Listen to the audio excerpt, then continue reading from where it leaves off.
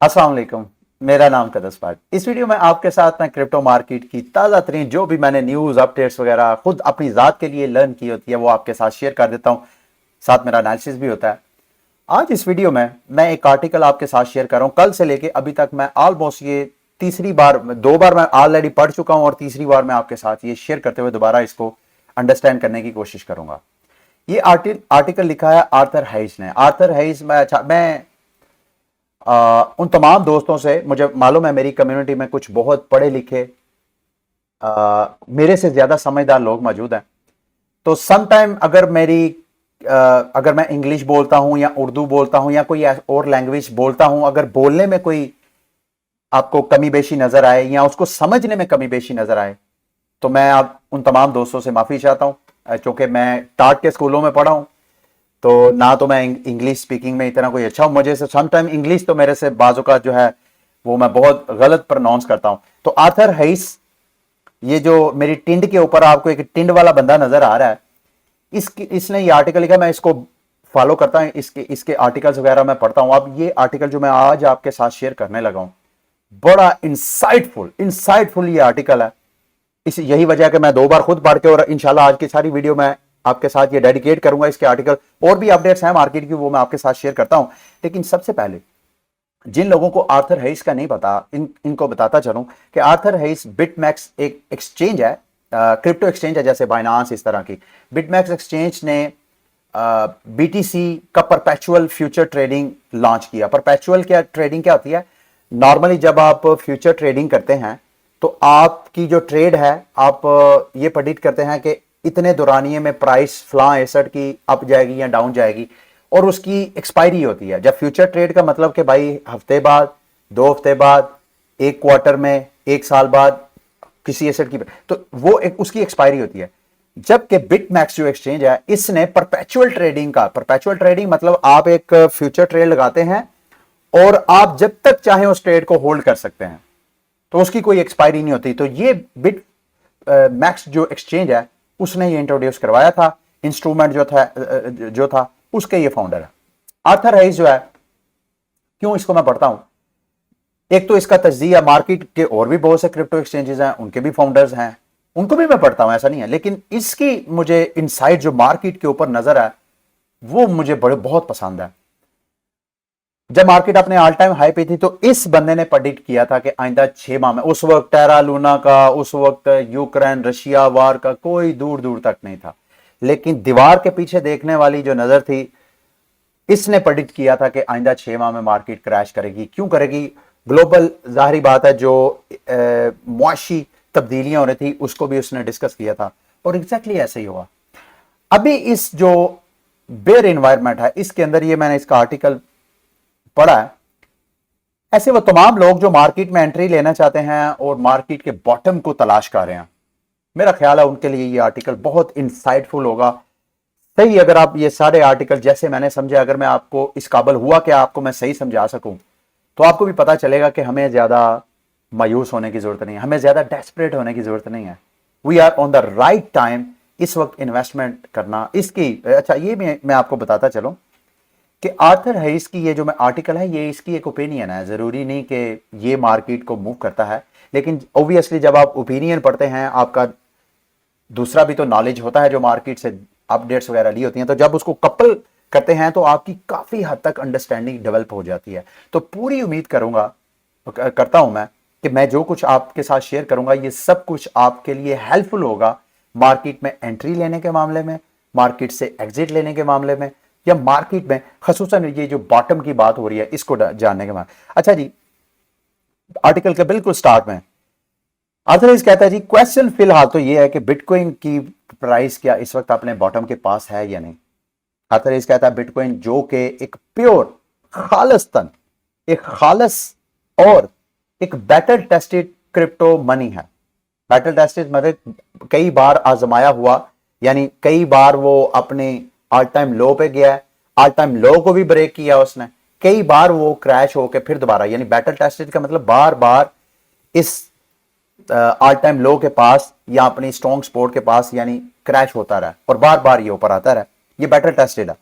और यही वजह है कि क्रिप्टो मार्केट में बिटकॉइन को एक क्रिप्टो रिजर्व एसेट के तौर पे जाना जाता है, जो हमें जितनी ये हमारे जो रवायती इकोनॉमिक मॉडल है उसकी जो तारीखियां हैं, उसकी जो डार्कनेस है, उससे बचाने का एक बेहतरीन टूल है। अच्छा, सवाल यह है फिर भी कि उसके आर्टिकल में कि क्या बिटकॉइन ने अपना बॉटम देख लिया या नहीं। आगे उसने सारा एक्सप्लेन किया, जो मैं आगे जाके आपको जो मैंने लर्न किया वो समझाता हूं। उसने कहा कि फिलहाल हमें प्राइस एक्शन को देखने के लिए हमें मार्केट के जो प्लेयर्स हैं उनको 3 हिस्सों में डिवाइड करना पड़ेगा। नंबर 1, जो उसने ग्रुप और सेक्शन बनाया उसको उसने सेंट्रलाइज लैंडिंग और ट्रेडिंग फर्म्स जितनी है क्रिप्टो मार्केट को, उसने उसको एक ग्रुप में कर दिया। दूसरा ग्रुप उसने बनाया बिटकॉइन माइनिंग ऑपरेशन का, और तीसरा ऑर्डिनरी स्पेकुलेटर्स का। ये तीनों ग्रुप्स आर्थर हाइस के मुताबिक प्राइस एक्शन के जिम्मेदार हैं। अब बड़ा खूब आगे मैं जाके आपको बताता हूं, बड़ा खूबसूरत तरीके से उसने बताया कि कैसे इन तीनों प्लेयर्स की वजह से मार्केट यहां तक पहुंची, और कैसे इन तीनों प्लेयर्स की अगर आप जो कोर्स ऑफ एक्शन है उसको अगर आप अंडरस्टैंड कर लेंगे तो आपको ये यकीन हो जाएगा कि यार अब मार्केट जो है वो बॉटम के पास है या बॉटम उसने देख लिया। अच्छा जी, वो कहते हैं ये तीनों जो इस वक्त ये जो क्रिप्टो मार्केट के प्लेयर्स हैं, तीनों इस वक्त मार्केट क्रैश में है क्योंकि ये तीनों मिस यूज ऑफ लेवरेज कर रहे थे। यानी ये जो तीनों सेक्टर से, कौन से, सेंट्रलाइज लैंडिंग और ट्रेडिंग फर्म्स, माइनिंग ऑपरेशंस वो भी लेवरेज के ऊपर थी, और साथ ये जो ऑर्डिनरी स्पेकुलेटर है, ये तीनों जो मार्केट प्लेयर है तीनों ओवर लेवरेज थे। तो उस वजह से मार्केट जो है वो अपनी क्रैश पे है। उसने कहा कि मुझे ऐसे लगता है कि अब जितना सेल प्रेशर होना था इन तीनों की तरफ से, वो सेल प्रेशर जो है वो हो गया। आफ्टर वॉकिंग थ्रू, मतलब आप अगर हम लेवरेज का सारी अंडरस्टैंडिंग देखें, उसको सारा स्टडी करें, तो ऐसे लगता है कि जितना बिटकॉइन ने क्रैश करना था, ये देखें, I will explain then why I think, क्यों ये सोचता है कि बिटकॉइन, अब ये जो तीनों मार्केट के प्लेयर्स हैं, इन तीनों के पास अब बिटकॉइन है ही नहीं कि वो सेल करें, या अगर है भी तो वो इतना है कि वो मार्केट को, जो मैंने आपके साथ शेयर किया था ना कि शायद मार्केट 10,000 से भी नीचे चले जाए, कहता है कि अब इतना मार्केट में बीटीसी है ही नहीं। मतलब इसके जो आर्थर हाइस की ओपिनियन के मुताबिक अब मार्केट बिटकॉइन के ज्यादा क्रैश होने के चांसेस जो है वो ना होने के बराबर है। अगेन ऑब्वियसली आर्थर हाइस जो है वो, उसकी एक ओपिनियन है, जरूरी नहीं कि वो मार्केट को मूव करता है। अच्छा जी, अब सेंट्रलाइज लैंडिंग प्लेटफॉर्म की वजह से कैसे मार्केट क्रैश की, या वो करती है कैसे, ये रूटीन में ये 3 मार्केट प्लेयर हैं जो कि मार्केट को पंप और डंप करने के जिम्मेदार हैं। अभी जो मार्केट में डंप हुआ है या जब भी होता है, तो कैसे ये वाला जो मार्केट प्लेयर का सेक्शन है, सेंट्रल लैंडिंग और ट्रेडिंग फर्म्स, ये कैसे पार्टिसिपेट करती हैं, इनकी वजह से कैसे प्राइस एक्शन होता है। वो कहता है जी, ये जो जितने सेंट्रलाइज लैंडिंग प्लेटफॉर्म है वो बैंकरप्ट क्यों होते हैं। वो कहता है जी, वो जिन लोगों को, क्योंकि ये लैंडिंग प्लेटफॉर्म है, लैंडिंग प्लेटफॉर्म का मतलब ये है जैसे हमारे रवायती बैंक है। अब बैंकों के पास अपना पैसा तो नहीं होता, बैंकों के पास तो जो डिपॉजिटर्स हैं उनका पैसा होता है। बैंक उनका पैसा लेके आगे जो लेंड कर देते हैं, आगे जो कारोबार करना चाहते हैं उन लोगों को देते हैं, उससे मुईशत का पहिया चलता है, इकोनॉमी जो है वो एक्टिव होती है। वो जो बिजनेसेस होते हैं उनसे बैंक जो है इंटरेस्ट लेता है, बैंक खुद भी पैसे रखता है और बैंक अपने डिपॉजिटर को भी पैसे देता है। सेम यही फिनोमेना क्रिप्टो मार्केट के अंदर भी है। क्रिप्टो मार्केट में जो सेंट्रलाइज लैंडिंग फर्म्स हैं, आपको समझाने के लिए, जैसे सेल्सियस है, जैसे वॉयजर कैपिटल है, जैसे जितने मार्केट में आपको बारोइंग लैंडिंग प्लेटफॉर्म नजर आएंगे, जितने आपको हेज फंड्स नजर आएंगे, जितने आपको वेंचर कैपिटलिस्ट नजर आएंगे, जैसे 3 एरोज कैपिटल है, ये सारे सेंट्रलाइज लैंडिंग फर्म और ट्रेडिंग प्लेटफॉर्म है। अब ये सेंट्रलाइज लैंडिंग प्लेटफॉर्म को कौन कौन पैसा देता है, या तो ये जो एक्सचेंजेस हैं जैसे बाइनांस वगैरह है, जैसे ये जो सेल्सियस है, इस तरह के जो सेंट्रलाइज प्लेटफॉर्म है जहां यूजर्स अपने डिपॉजिट करते हैं ताकि वो इंटरेस्ट अर्न करें, वो लैंडिंग प्लेटफॉर्म मार्केट के जो ट्रेडिंग फर्म्स हैं, जो हेज फंड्स हैं, जो वेंचर कैपिटलिस्ट हैं, उनको सरमाया देते हैं ताकि वो मजीद क्रिप्टो मार्केट के नए नए लॉन्च होने वाले टोकन में फंड सीड इन्वेस्टमेंट करके वहां से उनको एक तो सपोर्ट करें, उससे प्रॉफिट टेकिंग करें और लैंडिंग प्लेटफॉर्म को रिटर्न करें। कहते हैं ये बैंकक्रप्ट क्यों होते हैं, ये सेंट्रलाइज लैंडिंग प्लेटफॉर्म बैंकक्रप्ट इस वजह से होते हैं। 2 वजूहात उसने बताई हैं। एक तो ये कि जिसको उन्होंने लैंड किया होता है वो वापस नहीं कर पाता, या वो बिजनेस क्रैश हो जाता है, या कोई और प्रॉब्लम हो जाती है। दूसरा, जो लैंडिंग बुक में जो वापसी की जो टाइमिंग है वो मिसमैच हो जाती है। मिसाल के तौर पे जिस बंदे ने लैंड किया, अब उसको अगर जरूरत पड़ गई है तो उसने तो जिसको उधार दिया उसे कहना ना भाई मुझे उधार वापस करो, मुझे चाहिए, हालांकि उसने लॉन्ग टर्म दिया हुआ और लैंडर की मजबूरी बन गई है कि उसको क्रेडिट चाहिए, तो क्रेडिट के लिए जिसको उसने उधार दिया वो उसे मांगेगा। कहता है जब कभी ये ड्यूरेशन मिसमैच हो जाए या जिसने उसको लैंड दिया है वो सिरे से उसको दे ही ना, इन दोनों सूरतों में ये लैंडिंग प्लेटफॉर्म जो है वो बैंकरप्ट हो जाते हैं। आर्थर राइस मजीद कहता है कि ये जो सेंट्रलाइज्ड लैंडिंग प्लेटफॉर्म है, क्योंकि ये आगे ट्रेडर्स को पैसे देते हैं, हेज फंड्स को पैसे देते हैं, तो जब उनको नहीं मिलते वो बैंकरप्ट होते हैं। लेकिन बैंकरप्सी से पहले वो क्या करते हैं, वो कहते हैं बिफोर दे बिकम बैंकरप्ट, मतलब वो इंसॉल्वेंट होने से पहले पहले वो क्या करते हैं, वो अपने आप को बचाने की कोशिश करते हैं। और जब बचाने की कोशिश करते हैं तो उनके पास जो मोस्ट लिक्विड एसेट्स होते हैं उनको वो मार्केट में सेल करते हैं। और वो मोस्ट लिक्विड एसेट्स कौन से होते हैं? बिटकॉइन और इथेरियम। जैसे कि ये देखें, इमेजिन, मिसाल आप थोड़ी देर के लिए तसव्वुर करें कि आप एक ट्रेडिंग फर्म है, आपने सेल्सियस से उधार लिया। सेल्सियस एक लैंडिंग प्लेटफॉर्म है, वहां से उधार लिया एक हफ्ते के लिए। सेल्सियस जो है वो आपसे पैसे, क्योंकि सेल्सियस जो है वो उसने लूना में इन्वेस्टमेंट की थी, लूना क्रैश हुआ तो पैसों उधर क्रेडिट क्रंच हो गया। अब सेल्सियस अपने आप को बचाने के लिए आपसे पैसे मांग रहा है, भाई मुझे पैसे वापस दो। तो सेल्सियस आपसे पैसे मांगता है। अब आपने उस जाहिर बात है कर्ज लिया, आपने उसको ओब्लाइज करना है। आप ट्रेडिंग फर्म है, आप क्या करेंगे, आपने तो ट्रेड लगाई हुई है, आप सेल्सियस से पहले निगोशिएट करेंगे जी कि मेरी तो ट्रेड लगी हुई है, इस वक्त अगर मैं ट्रेड क्लोज करूंगा तो मुझे नुकसान है। सेल्सियस कहेगा जी मुझे नहीं पता, अगर आपने ना किया तो आपने जो कोलैटरल रखा हुआ है मैं कोलैटरल सेल कर दूंगा। अब आपने क्या करना है, आपने बीइंग अ ट्रेडर आप क्या करेंगे, कोशिश करेंगे मार्केट में कोई और जो लैंडर है उससे उधार लेके सेल्सियस को दे दे। अब अगर तो मार्केट अब बेयर मार्केट नहीं है, मार्केट बुलिश है, तो मार्केट के पास बहुत सरमाया, आपको सेल्सियस अगर आपसे मांग रहा है आप किसी और लैंडर से लेके सेल्सियस को वापस कर देंगे। लेकिन जब कभी बेयर मार्केट होगी तो जिस तरह सेल्सियस जो लैंडिंग प्लेट है वो प्रेशर में है, तो इसी तरह के मार्केट के जितने लैंडिंग प्लेटफॉर्म है वो सारे क्रेडिट क्रंच में होंगे, कहीं से भी आपको उधार नहीं मिलेगा।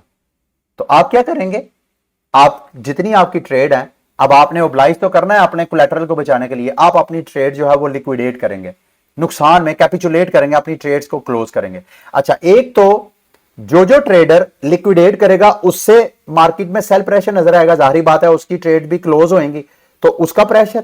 और उसके बाद जो ट्रेडर उनको वापस नहीं करेगा, वो जो लैंडिंग प्लेटफॉर्म है उनके पास कोलैटरल है, कोलैटरल ज्यादातर मोस्टली लिक्विड एसेट्स में होता है, जैसे मैंने आपको स्टार्ट में कहा बिटकॉइन और इथेरियम।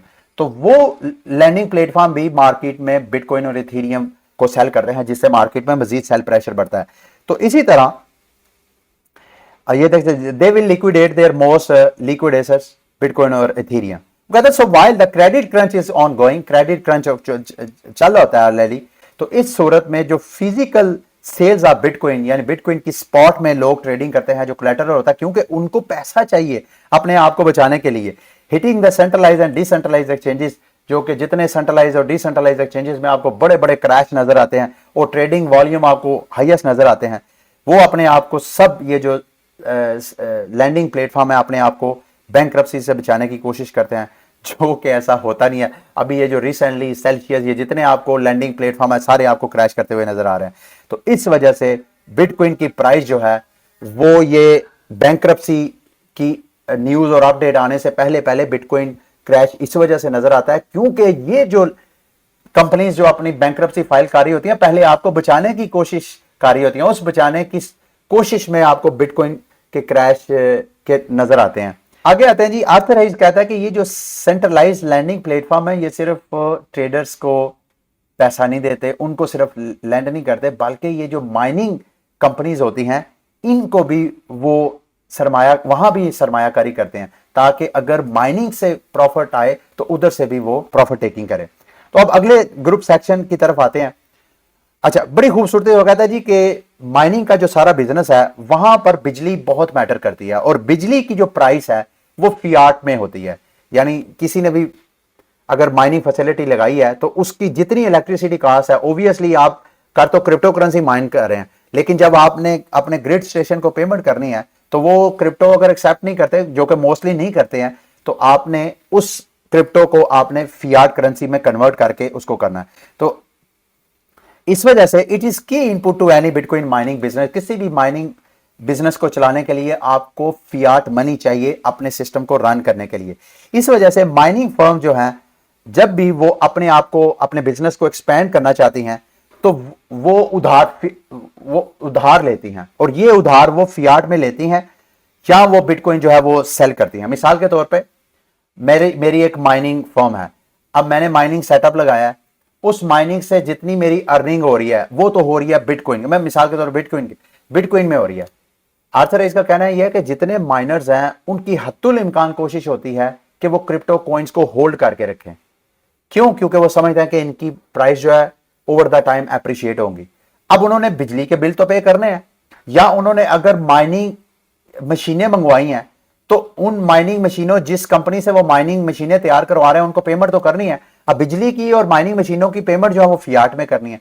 तो वो क्या करते हैं, ये जो माइनिंग फैसिलिटीज हैं, ये इसी तरह क्रिप्टो लैंडिंग प्लेटफॉर्म से वहां पे अपना बिटकॉइन जो वो माइन करते हैं, या इथेरियम या जो क्रिप्टो कॉइन वो माइन करते हैं, वो वहां पे कोलैटरल रखते हैं और उनसे फियाट जो है वो उधार ले लेते हैं, या वो मार्केट में सेल करते हैं। अब वो लेके बिजली भी के अखराजात भी पूरे करते हैं, और साथ वो माइनिंग मशीनों जिनसे लिए हैं उनके अखराजात भी पूरे करते हैं। कहते हैं ये वाला जो माइनिंग वाला बिजनेस है ये भी ओवर लेवरेज था। मतलब मार्केट जब तक ऊपर जाती जाती है उस वक्त तो जाहिर बात है कोई टेंशन नहीं है। जो माइनिंग मशीनें बनाने वाली कंपनी है वो भी मशीनें धड़ाधड़ बना बना के उधार पे देती जा रही है कि यार कोई बात नहीं, माइनिंग होती जा रही है, हमें मिल ही जाएगा ना। इसी तरह जो इलेक्ट्रिसिटी कास्ट है वो भी ये लैंडिंग प्लेटफॉर्म से उधार ले लेके पे करते जाते हैं। कहते हैं जैसे ही ये ओवर लेवरेज हो जाता है ये सारा सिस्टम, अब जैसी प्राइस क्रैश करती है उस एसेट की जिसको उन्होंने कोलैटरल रख के सारा ये उधार का एक बिजनेस सेटअप किया होता है, तो इनको मार्जिनल कॉल आ जाती हैं। इलेक्ट्रिसिटी के जो बिल इन्होंने लैंडिंग प्लेटफॉर्म से ले, तो उन लैंडिंग प्लेटफॉर्म पे जहां इन्होंने कोलैटरल रखा होता है वो लैंडिंग प्लेटफॉर्म उनसे कहता है जी हमें पैसे दो। अब चूंकि पैसे नहीं होते तो इन्होंने क्रिप्टो करेंसीज वहां पे कोलैटरल रखी होती हैं, वहां पे सेल प्रेशर होता है। अब उधर से जो माइनिंग मशीनों वाला सिस्टम है वो उधार मांग रहा होता है। अब वो उधार उसको वापस करेंगे, उधार के लिए तो पेमेंट वापस नहीं होती, पेमेंट नहीं होती जो उन्होंने पे करनी होती है वापसी में। तो वो क्या करते हैं, वो उनको कहते हैं हमारे पास तो कुछ भी नहीं है आपको देने के लिए, तो आप हमारी माइनिंग मशीनें जो हैं वो वापस ले लें। तो वो माइनिंग मशीनें जो है वो वापस करते हैं। तो इस सूरत हाल में माइनिंग बिजनेसेस जो लेवरेज लेके चल रहे होते हैं वो भी बैंकरप्ट हो जाते हैं, जिनमें से बड़े बड़े नाम उसने बताया, आयरिश एनर्जी, कंप्यूट नॉर्थ और आर्क ब्लॉकचेन का तो मेरा ख्याल है कल भी मैंने आपको बताया था कि इस मंडे, ये जो मंडे आ रहा है, ये अपनी बैंकरप्सी जो है वो फाइल कर रहे हैं। तो ये माइनिंग जो बिजनेसेस है ये भी ओवर लेवरेज होने की वजह से इस वक्त ऑलमोस्ट जितने जितने major over leverage mining businesses थे वो ऑलरेडी बैंकरप्ट हो चुके हैं। आर्थर रईस के मुताबिक, आर्थर की ओपिनियन के मुताबिक, जिस तरह सेंट्रलाइज्ड लैंडिंग प्लेटफॉर्म अपने आप को बैंकरप्सी से बचाने के लिए बिटकॉइन के ऊपर और क्रिप्टो मार्केट के ऊपर सेल प्रेशर डालते हैं, बिल्कुल इसी तरह आर्थर ने ये ग्लास नोट का चार्ट शेयर किया है जिसमें वो बता रहा है कि माइनर्स भी अपने आप को, अपने बिजनेस को बैंकरप्सी से बचाने के लिए मार्केट में सेल प्रेशर करते हैं। ये उनकी नेट सेल वैल्यू है, नेट वैल्यू आपको नजर आ रही है दूसरे लफ्जों में। और इससे क्या होता है, इसमें कुछ ऐसे माइनर्स हैं जो कि अपने ऑपरेशंस को थोड़ा सा रिविजिट करते हैं। मिसाल के तौर पे उनकी कुछ ऐसी माइनिंग मशीनें जो कि ज्यादा कॉस्ट इफेक्टिव नहीं है, यानी वो बिजली ज्यादा खाती हैं और माइनिंग कम करती हैं, उनको वो शट डाउन कर देते हैं। जब ऐसे करते हैं तो उससे बिटकॉइन की या माइनिंग की जो हैश रेट है उसमें भी वोलेटिलिटी आती है, जो कि इस चार्ट में आपको नजर आ रही है। बड़े खूबसूरत तरीके से उसने इस सारे सेक्शन को भी कवर किया, लेकिन साथ वो कह रहा है कि अब मुझे ऐसे लगता है, आर्थर की ओपिनियन के मुताबिक मुझे ऐसे लगता है कि माइनर्स की तरफ से भी जो मार्केट में सेल प्रेशर आना था वो जितना आना था वो आ चुका है। जितना ओवर लेवरेज था ये माइनिंग का बिजनेस सारा, वो अब जितना फ्लश आउट होना था वो हो चुका है। अभी माइनर्स क्या कर रहे हैं, वो नेट टू नेट चल रहे हैं, यानी जितना बिटकॉइन की प्राइस जिस लेवल पे है उस लोएस्ट प्राइस पे वो मजीद ना तो उनको कोई उधार दे रहा है, ना ही उनके ऊपर इस वक्त कोई है। जितना उन्होंने अपने उधार को रीपे करने के लिए करना था उन्होंने करके सेल करके, तो अब वो इस वक्त नेट टू नेट चल रहे हैं। मतलब ये वो जितने माइन कर रहे हैं उतना वो मार्केट में सेल कर देते हैं और सेल करके वो अपने एक्सपेंसेस को पूरे कर रहे हैं और इंतजार कर रहे हैं कि मार्केट कब दोबारा रिकवरी करेगी। वो कह रहा है कि अगर हम सिर्फ इस फिनोमेने को समझ लें कि ऐसे ही हो रहा है, तो डेली की जो बीटीसी प्रोड्यूस होता है वो तकरीबन 900 के करीब होता है, और बीटीसी की प्राइस अगर 17,000 लगाई जाए तो ये तकरीबन $15 मिलियन का डेली का सेल प्रेशर है। मतलब अगर सारे माइनर्स 900 बिटकॉइन अगर सारे का सारा मार्केट में सेल भी हो जाए तो $15 मिलियन का। वो कहता है कोई इतना बड़ा इंपैक्ट नहीं है, इस ये तो मार्केट इस प्रेशर को ऑब्जॉर्व कर लेती है, यानी इतना बायर्स ऑलरेडी मौजूद होता है 15 मिलियन से ज्यादा का, या on average 15 million buyers already बैठा होता है बिटकॉइन को बाय करने के लिए। तो ये यानी इस साइड से भी अब मजीद कोई सेल प्रेशर आर्थर को नजर नहीं आ रहा। जैसे सेंट्रलाइज लैंडिंग प्लेटफॉर्म, उनमें से कुछ ऐसे हैं जैसे जेनेसिस ब्लॉक है, उसकी खबर मैंने आपको बताई, ग्रे स्केल की तरफ से प्रेशर के इम्कानात हैं, फिर ये जो यूएसडीटी वगैरह के फंड के बारे में, फिर एक्सचेंजेस के फंड के बारे में उनकी तरफ से सेल प्रेशर तो मुझे तो नजर आ रहा है। आर्थर राइज ने वैसे उनका जिक्र नहीं किया। आर्थर राइज के मुताबिक जितना अब ओवर लेवरेज मार्केट हुई थी वो हो चुकी है। अब अगले उसने जैसे कि I believe that for selling of bitcoin by centralized lending platform और miners is over if you had to say. उसने कहा अगर आपने सेल करना ही था तो ये ऑलरेडी ये मौका जो है वो गवा चुके हैं। अब इससे ज्यादा नीचे जो करेगा, जाहिर बात है वो दोबारा अपने आप को बैंकरप्सी से बचाने के लिए करेगा, जो कि मैंने आपको बताया, या वो जेनेसिस ब्लॉक की तरफ हो सकता है या ये ग्रे स्केल की तरफ।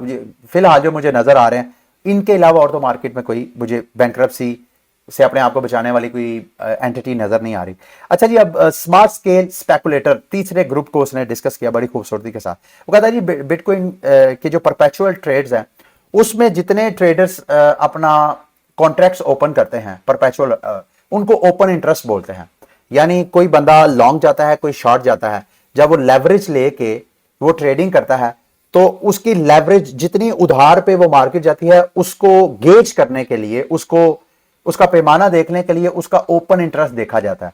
तो वो कहता है कि जितनी ज्यादा मार्केट ओवर लेवरेज होती है उतना ओपन इंटरेस्ट ज्यादा होता है। ओपन इंटरेस्ट ज्यादा का मतलब कि इस वक्त जितने स्पेकुलेटर्स हैं, जितने ट्रेडर्स हैं जो कि लेवरेज ले लेके उधार ले लेके ट्रेडिंग कर रहे हैं सेंट्रलाइज एक्सचेंजेस से, जैसे बाइनांस पे, ये जितने मार्जिन ट्रेडिंग प्रोवाइड करने वाले प्लेटफॉर्म है, उन सब से जो लेवरेज लेके, तो लेवरेज भी इटसेल्फ सिग्नल करता है मार्केट को बताने के लिए कि भाई अगर मार्केट ओवर लेवरेज है तो मार्केट में लेवरेज ने रीबैलेंसिंग होनी है, मार्केट में सेल प्रेशर होना है। आर्थर राइज कहता है कि इस वक्त अगर हम ग्लास नोट के चार्ट पे नजर डालें ओपन इंटरेस्ट का, ओपन इंटरेस्ट जैसे मैंने आपको बताया ये लेवरेज होता है, ट्रेडर्स ने जो लिया होता है उसका ये डाटा होता है। वो कह रहा है कि इस वक्त ओपन इंटरेस्ट भी अपने लोएस्ट प्राइस पे है, यानी 2021 में जब मार्केट मार्केट ने पंप नहीं किया था उस वक्त मार्केट का जो ओपन इंटरेस्ट था, इस वक्त मार्केट का आपको ओपन इंटरेस्ट उस लेवल पे नजर आ रहा है। दूसरे लफ्जों में इस वक्त ट्रेडर भी ओवर लेवरेज नहीं है। ट्रेडर्स ने भी अपने आप को, या तो उनके अकाउंट लिक्विडेट हो गए हैं या वो मार्केट में अब उनकी इतनी सख्त ही नहीं है कि वो सेंट्रलाइज एक्सचेंजेस से मजीद ट्रेड लेके अपना नुकसान बर्दाश्त करें। वो कहते हैं मुझे नहीं पता कि ये जो 15,900 की प्राइस है ये बिटकॉइन के इस साइकिल का बॉटम है या नहीं, लेकिन एक चीज मुझे पता है कि फिलहाल ये जो मार्केट में जितना आपको क्रैश नजर आया ये सारे का सारा क्रेडिट कॉन्ट्रैक्शन था, यानी क्रेडिट क्रंच की वजह से, ओवर लेवरेज मार्केट होने की वजह से क्रंच था। वो कहता है कि मुझे नहीं मालूम कि आइंदा आने वाले वक्तों में अमेरिका की जो फेडरल रिजर्व है वो कब दोबारा पैसा छापेगी, क्योंकि जब भी क्वांटिटेटिव ईजिंग करता है अमेरिका तो मार्केट में पैसा आता है। जब पैसा आता है तो वो पैसा जितनी इन्वेस्टमेंट मार्केट्स हैं उनमें जाता है। वो कहता है मुझे नहीं पता कि वो कब करेगी, लेकिन मेरा मानना यह है कि US treasury market will become dysfunctional at some point in 2013। अगले साल किसी वक्त भी यूएस ट्रेजरी मार्केट जो है वो डिसफंक्शनल हो जाएगी। जब ये काम होता है तो फिर अमेरिका जो है मजीद पैसा प्रिंट करके क्वांटिटेटिव ईजिंग करता है। तो आर्थर राइज के मुताबिक अगला साल जो है वो मार्केट के बूम का टाइम है। एग्जैक्टली उसने नहीं बताया कि किस वक्त होगा। और दूसरा वो कहता है मुझे क्या पता है, व्हाट आई डू नो। वो कहता है जी कि एवरीथिंग इज साइक्लिकल, जो नीचे जाता है फिर उसने ऊपर आना होता है। कहता है गो के मैं 5% यूएस ट्रेजरी बिल पे, यानी जाहिर बात है अमेरिका ने अपना इंटरेस्ट रेट बढ़ाया, कहता है मैं शॉर्ट टर्म के लिए उसके ऊपर नजर वहां इन्वेस्टमेंट करना चाहूंगा और मैं इंतजार करूंगा मार्केट कब जो यूएस है वो दोबारा अपना प्रिंटर चलाता है, दोबारा क्वांटिटेटिव ईजिंग की तरफ जाता है, उस टाइम मैं मार्केट में फुल टाइम एंट्री लूंगा। और ये जो मेरी ट्रेजरी बिल्स के ऊपर इन्वेस्टमेंट है 5% यील्ड अर्न करने के लिए, वो मैं नहीं करूंगा। इस हवाले से उसने कुछ कॉइन्स वगैरह डिस्कस किए हैं, वो मैं आपके साथ शेयर करना चाहता हूं। एक उसने कहा जी कि माई आइडियल क्रिप्टो एसेट्स, एक तो बिटकॉइन और दूसरा उसने ईथर का है जो कि लेसर एक्सटेंड में, इथीरियम को उसने लेसर एक्सटेंड। और ये आपको बताता चलूं कि आर्थर हेइस की इन्वेस्टमेंट जो है वो GMX टोकन जो है एक डिसेंट्रलाइज परपेचुअल ट्रेडिंग प्लेटफॉर्म है, रियल यील्ड प्रोवाइडिंग प्लेटफॉर्म है। आर्थर हेइस की ओपिनियन के मुताबिक आइंदा आने वाला जो नैरेटिव है वो रियल यील्ड टोकन्स का है। तो इस हवाले से ऑलरेडी मेरे चैनल पे वीडियो भी मौजूद है कि अगर आप इस तरह के मार्केट में टोकन्स देखना चाहते हैं जो रियल यील्ड प्रोवाइडिंग वाले हैं, तो उनके ऊपर आप इन्वेस्टमेंट करना चाहें तो उसको मैंने ढूंढने का एक तरीका बताया हुआ है। आपने यूट्यूब पे लिखना है इल्मे आलिम रियल यील्ड, आप लिखेंगे 2-3 वीडियोस इसके ऊपर हैं, वो आपने लाजमी वॉच करनी है। GMX इसके पोर्टफोलियो में और लुक्स इसके पोर्टफोलियो में। लुक तो मेरा ख्याल है, लुक्स अगर मैं गलत नहीं हूं तो ये एक NFT मार्केट प्लेस है, उसका ये टोकन है। और GMX परपेचुअल ट्रेडिंग का प्लेटफॉर्म है जो कि डिसेंट्रलाइज परपेचुअल। इसके अलावा टोकन टर्मिनल भी बताता है आपको कि कौन से ऐसे टोकन हैं जो कि बाकायदा रेवेन्यू जनरेट कर रहे हैं। यानी अब जो आने वाले मार्केट में जो बुलिश नैरेटिव है उसमें वही टोकन जो है मेरा ख्याल है पंप करेंगे जो कि बाकायदा रेवेन्यू जनरेट करेंगे। ऐसा नहीं है कि टोकन प्रिंट करके जैसे कि पीछे 2021 से लेके अभी तक होता आ रहा था, वो अब नैरेटिव आगे शायद ना चले। ये आर्थर हेइस की भी ओपिनियन है और मुझे भी यही समझ आई है। ठीक है, ये आर्थर हेइस का सारा आर्टिकल था, काफी लंबी मेरा ख्याल है वीडियो बन गई है।